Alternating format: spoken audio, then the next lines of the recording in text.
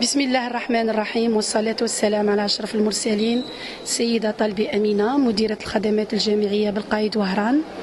اليوم هو مناسبة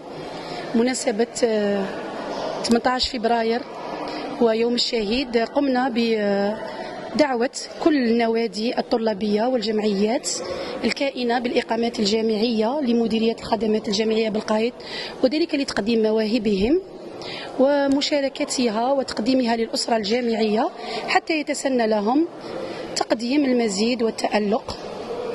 إذن في هذه المناسبة قمنا بإحياء يوم الشهيد. عاشت الجزائر حرة مستقلة، والمجد والخلود لشهدائنا الأبرار. بسم الله الرحمن الرحيم، والصلاة والسلام على أشرف المرسلين. نحن هنا اليوم في الإقامة الجامعية بالقايد تلبية لدعوة مديرة الخدمات الجامعية السيدة أمينة طالبي. نحن أسرة المنظمة الوطنية للتضامن الطلابي نتشرف بحضورنا مع إطارات ومسائل القطاع وهران من نواب برلمان ومدراء إقامات جامعية ومدراء خدمات جامعية. نشكرهم على هذا الحفل وعلى هذه الذكرى، وتحية الجزائر والمجد والخلود لشهدائنا الأبرار. شكرا. السلام عليكم ورحمة الله تعالى وبركاته. بعد الصلاة والسلام على أشرف المرسلين سيدنا محمد صلى الله عليه وسلم. اليوم في إحيائنا فيها ذكرى 18 فيفري يوم الشهيد، من دعوة من المديرة أمينة.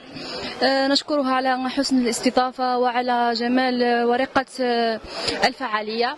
بمناسبة هذا اليوم أريد أن أقدم لكم خاطرة عن يوم الشهيد، وهي بعنوان تحيا الجزائر. الأم والأرض العصماء كاللؤلؤ الفريد من نوعه، فيها نتنفس بسلام والنقاء في تربتها. توفي عنها وعن وحدتها الشهداء، جاهدوا وتحملوا كل الأجواء، تحدوا المستحيل وواصلوا إلى حد الاستقلال. تربة لطخت بدماء الأنقياء، 1.5 مليون شهيد، لهم العزة والجنة والسلام إن شاء الله. بإرادتهم نعيش في سلام ولا نخاف من غدرة الأعداء. رحمة الله عليكم يا شهداء. تحيا الجزائر دائما.